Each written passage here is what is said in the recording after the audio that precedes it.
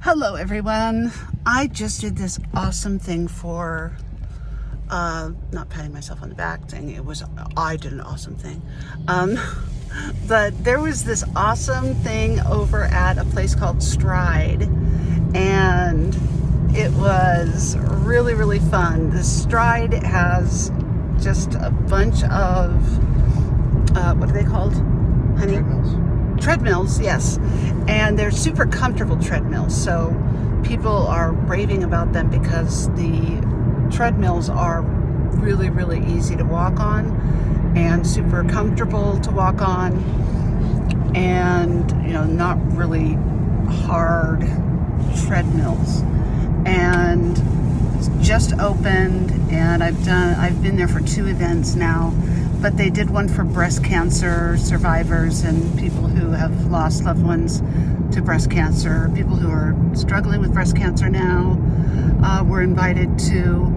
And so it was like a little walk-a-thon thing. They did a 30-minute class, and there were people there. There was an old man, there was a gentleman there, and then there was a bunch of ladies, different ages, and it was super fun. I was a cheerleader. Woohoo! I was a cheerleader because I can't get on the treadmill yet because my leg is in a brace, but I was the cheerleader. So I just walked in front of them and used my pom-poms to cheer them on. And sometimes I would give them my pom-poms, and they really, really appreciated that, and it was really fun.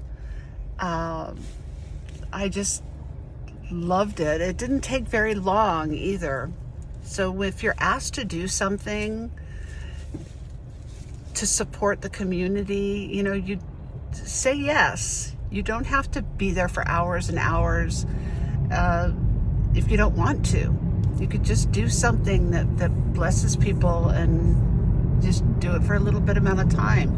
If you're having a hard time getting out in the community to do things, start small if you want to, and then move up to bigger things. But for this, I went and bought, this leotard I had already for something that I did, like a costume thing. And I went out and bought a wig and some makeup and all of that, these pom-poms. And I knew I wasn't going to be there that long, but we went to church, and I changed at church, and then my husband dropped me off, and that's what happened. I just went over there, and they had a 30-minute class, and then I hung out with these ladies for a little while longer. So that's all. It's all that we did, but it was really, really fun. So supporting breast cancer, my mom and my nanny both had breast cancer. My mom really was so brave. She survived it and kind of did it on her own. She really wanted to do it on her own. She had basically a lumpectomy, and she wanted to do it on her own. She had heard really the voice of Jesus and said, "You're healed." And she just said, "I heard the voice of Jesus say I'm healed, and I'm just going with that."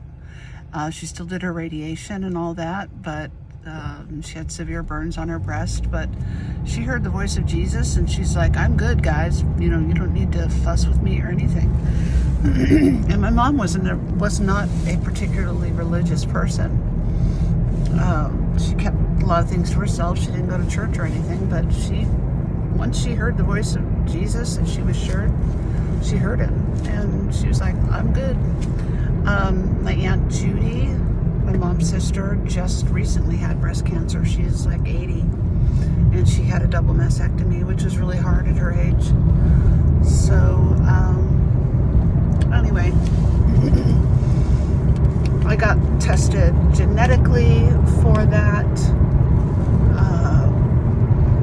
But I was just talking to a friend friend of mine last night, and she said, just because you don't have the genetic marker does not mean you can't,